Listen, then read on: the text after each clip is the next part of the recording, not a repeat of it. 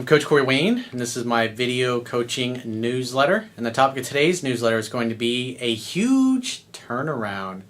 Well, I've got 2 email success stories to share with you today. It's always nice to start out the week with 2 success stories to help inspire you, because the reality is, I know everybody that's watching this, not everybody's having a great day. Some people are struggling, and success stories give you hope that, you know what, I can do what that guy did.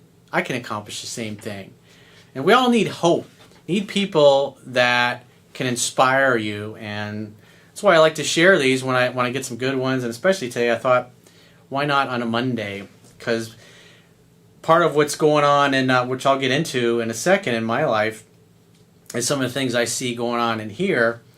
And I'll go further into detail in a minute, but I've got 2 good success stories, and the second one's got kind of a funny twist at the end, a little unexpected thing, but I won't spoil the surprise for you. So I got a quote that I wrote, and then when I jump into the first guy's email, and the quote says, "Friction, pain, and resistance are life's way of telling you that your approach and thinking are not optimized and need further refinement in order to accomplish your goals. Like water, life tends to favor the path of least resistance. With enough time and patience, even the hardest materials can be worn away by flowing water. Being slow to change your mind, but quick to change your approach when things are not working, helps you to experiment more and find the path of least resistance. The right lovers, friends, and people you really need in your life tend to show up effortlessly when you least expect it, as long as you are taking consistent action, learning from your mistakes, and refining your approach. Constant action, even when success seems far off or hopeless, is the hallmark of people who expect things to eventually work out in their favor." So with that said, let's go to the first guy's email. He says, "Hi Coach, I'll try to keep this short. I'm 29, and until I was 27, I was just awful with women. Chasing, needy, and everything. In fact, many stories you bring up in your video newsletters, I've been there and got the t-shirts. And it culminated in a long list of women that could have been the one that things never got past first base with. A few years ago, my missing link, as you would say, a really stunning woman, she really got to me. We had a great spark, but I acted weak and needy, and she tested me a lot. After a few dates, she ghosted me, and it was really painful because we had known each other as friends before things went romantic. I found your work as things started quickly going sideways. I was trying to find ways to make her mine. Still, I wasn't prepared and didn't know the fundamentals. You know, man, it was really painful when she ghosted me." Yeah, that kind of sucks. It happens. It's like pain, just you experience pain and you recognize that your approach is not efficient. And that's typically, people come to me not because things are going well, but because they're experiencing pain and friction in their life. And just like give you an example, obviously many of you know that I have a place in Orlando and I have a place down in South Florida. And really, like last year, I think I spent 2 nights in my place in Orlando. And a big reason was I just didn't like the building that the building I lived in was beautiful, but the neighborhood sucked.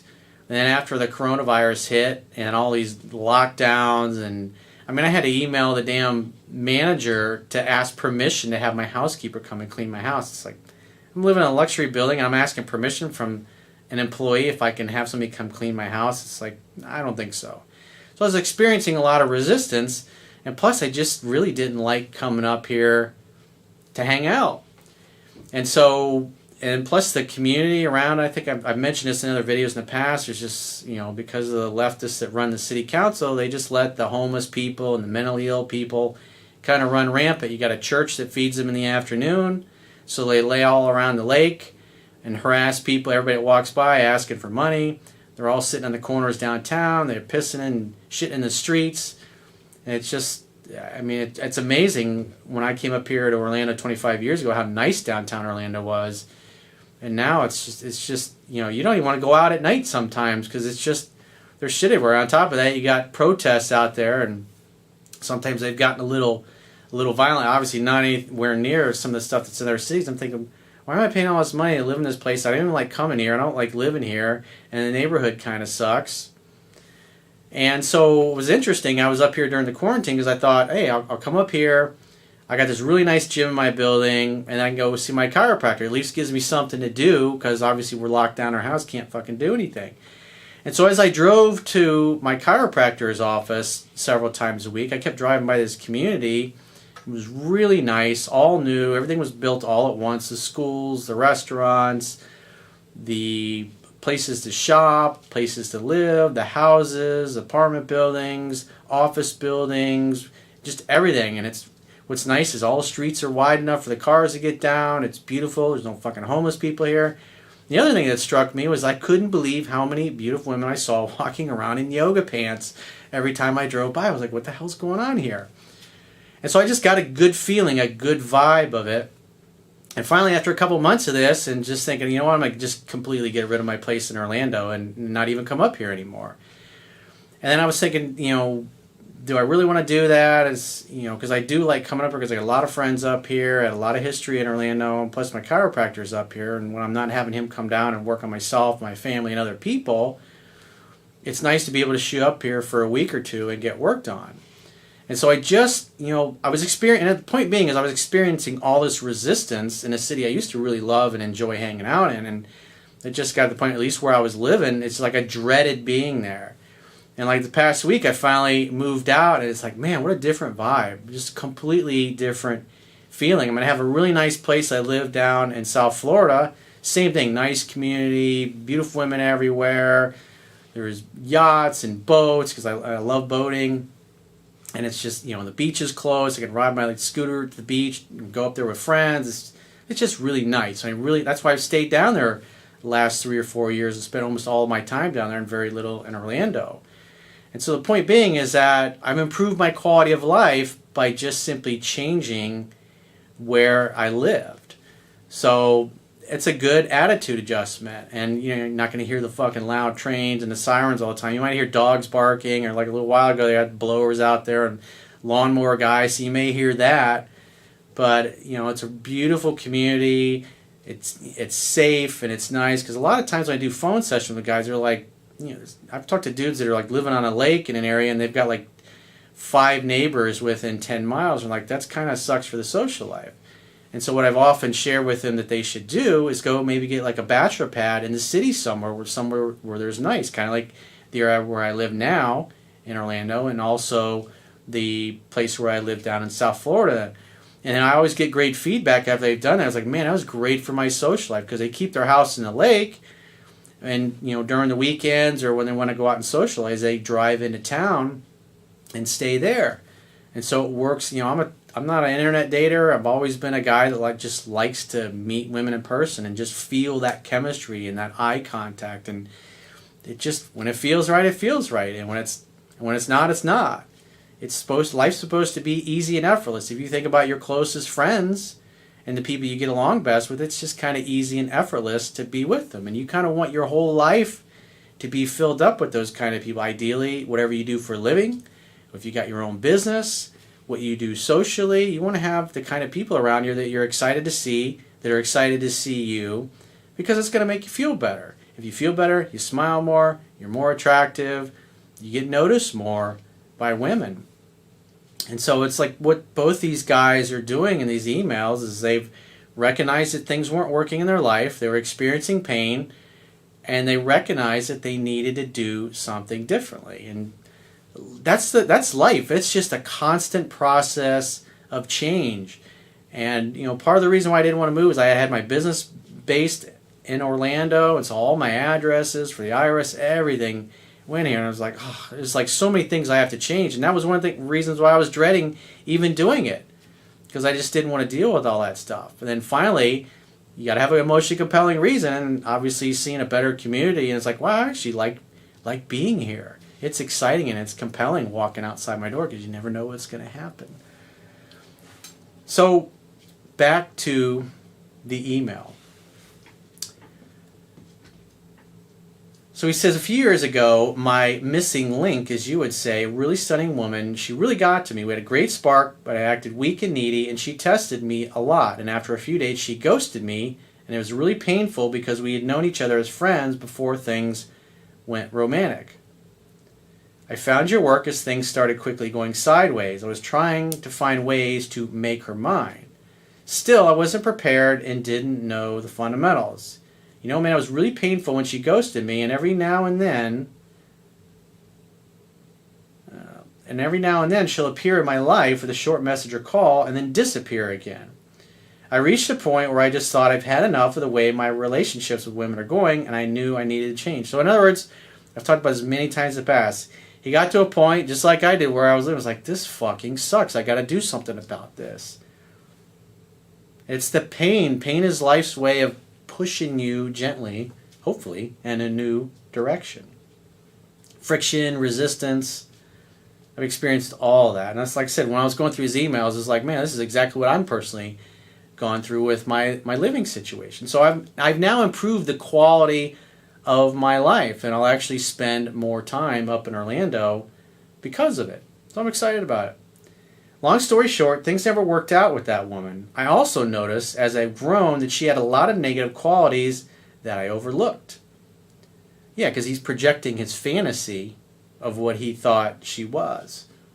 Then now that he can kind of see things after he's been through my book 3% Man, my first book, which you can read for free on my website, understandingrelationships.com, is that you see things differently. It changes the way you look at things. Just like Wayne Dyer used to say, when you change the way you look at things, the things you look at change. Isn't that beautiful? That's one of my favorite things that I learned from him. And here I am going through, a small facet of my life that I'm making some changes. I changed the way I look at it. Instead of dreading moving or looking for a new place or doing all that stuff, I was excited about it. Because I was excited, I had an emotionally compelling reason and a vision.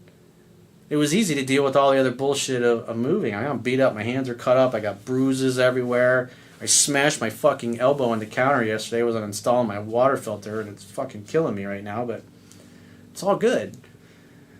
He says, most beautiful women are incredible, but some are manipulative and know they can have their way with you, so they push you around. I guess that's how they test the weak from the strong, though, and in this instance, I was definitely weak. Yeah, you're spot on with that, dude. That's what happened in my case, changing plans, canceling, being hot and cold. It drove me crazy, and it honestly nearly broke me. Yeah, if you don't have your shit together, if you're not emotionally centered, if you don't know who you are and what you want, and especially understand the fundamentals in my book, and you encounter a woman you really like and who likes you, but she's strong, and she sees that you're acting like a bitch, oh man, she's going to test the shit out of you. And as soon as you start flailing around, she's not going to stick around very long in the beginning if you're just constantly making mistakes, because she's going to say, oh, this guy's a bitch, and she's going to move on to somebody else. At first, I didn't trust your work because I was one of those guys thinking, who's this shaved-haired fucker? What is he talking about? But sometimes the truth slaps you in the face and wakes you up. I discovered your work online. I've listened to your YouTube videos over and over and on repeat. And now I'm like, good afternoon, shaved head fucker. Let's go with your wisdom again. I got the audiobook for free and regularly give it a play when I'm cycling or running errands. And yes, I've read your book 15 times. Every 6 months or so, I'll dig it out and have another read. So this guy's a serious student. He experienced so much pain, he's like, I'm not going back to being that guy anymore. I'm not interested in going back and living that way. I'll tell you what, man, I feel so relieved being out of that building. It's like, what a difference. I just dreaded being there and just walking around the halls. Kindle version is good because you can use the app on your computer and make highlights and comments. I even write comments of examples where I screwed up in the past and what piece of wisdom to use if the same thing happens in the future. Anyway, I just want to say a massive thank you. I've undertaken radical improvements in the past few years.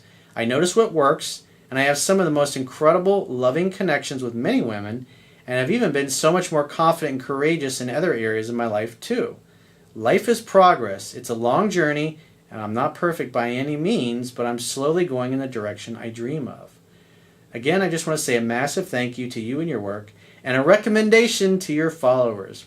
Read the book 10 to 15 times, learn the fundamentals, in bold type he puts. That's why every time I read great success stories, these are guys that have read the book a dozen times or more. They're serious students. When I encounter people, whether it's in phone sessions or the emails, they're either brand new to it or have only kind of skimmed the book, and they just really haven't learned the information well enough to be competent and proficient at it. But that's what I'm here for. I'm here to help you fill in the gaps. That's why I also enjoy doing phone sessions with people. Because I've done tens of thousands of these things over the years now, and it's pretty much heard every situation a guy's going to have and listen to him, listen to the tone of his voice and how things come out. I can tell what he's doing right and what he's doing wrong and what he needs to do differently. Because you just see, once you understand people, it's like you just see this, it's just patterns. Pattern recognition is all it really becomes. So good job, dude. Thanks for the great success story. So let's go to the second guy's email, and this one's got an interesting twist at the end. I'm sure you'll get a chuckle out of it. He says, "Hi, Corey. I knew I'd eventually send you a success story, and today's the day. I found your work after a 5-year relationship ended. All I cared about was getting her back, and I was determined to follow your guidance no matter what. I was very excited when she reached out, but she gave me a maybe answer when I tried to make a date. As much as I wanted to try and convince her to get together, I knew I had to take away the offer." So part of loving yourself and valuing yourself and acting like a high-value man is when you extend an invitation and a woman is like, eh. Or you want to hang out with somebody that you think is a friend, they're like, eh. Or you try to get a client to come into your place of business and they're like, eh. You want somebody that's excited, is enthusiastic, and at least will give the opportunity to hear you out and hear what you have to say. Why would you want to hang out with somebody that has mediocre interest, even if she is smoking hot? Because most of the time it's gonna be like pulling teeth to try to facilitate a conversation. And I like things being easy and effortless. And when you've had that enough in your life, it's like you're just simply not going to put up with bullshit from anybody else, especially as you get older. He says, "That was nearly a year ago. It was really difficult to not reach out, but I had faith that patience would pay. During that time, I got very comfortable meeting new women and inviting them out for a drink. I went on a lot of dates, and my confidence grew exponentially, and I finally realized that I am actually a stud." Good job, dude. "I recently found a sexy new quarantine buddy who adores me, and there's nothing better than a woman with high interest, and she's a giver too. After a round of indoor Olympics with my new girl, I see a text from my ex, the first in nearly a year." Isn't that weird how shit like that happens? You think, oh, I'm never going to hear from her again. As soon as you meet somebody else, bing, the phone rings, you get a text. That's happened to me so many times over the years. It's just fucking bizarre. And it all happens at once. Girls come out of the woodwork. Girls you haven't talked to in a long time. All 2 or 3 within a matter of days of each other. You're like, how does that work? I haven't talked to any of them in years or months. And it's just boom. As soon as you meet somebody new and it starts going forward, boom. You get inundated with other interest. When it rains, it pours, as they say. Long story short, I just had an awesome night with my ex and won another gold medal. Congratulations, dude. My ex kept saying I'm now the confident man she always knew I could be. Interesting. So this is the interesting twist here, which I think you're going to love. When my ex found out I've got another beautiful girl blowing up my phone, she said, "Are you ready? Let me know when we can have a threesome." How awesome is that? Good for you, dude. "I've got options with women now, and I'm happy to send you a donation. No amount of money can possibly repay for the priceless wisdom you spread." Well, I appreciate donations, and if you're so inclined, you can go to my website, understandingrelationships.com. There's a toolbar you'll see at the bottom of your screen. You just press the donate button. Donate whatever you want. You can also do recurring donations. Totally up to you. And if you'd like to book a coaching session with yours truly, if you're under the gun, if you're stressed out and your emotions are driving you up a wall and you really need a window and a path of where to go and what to do from here, go to understandingrelationships.com, click the products tab at the top of your screen on any page, and book a coaching session with yours truly so I can help you turn that into an easy and effortless situation like these guys now have in their lives. So until next time, I will talk to you soon.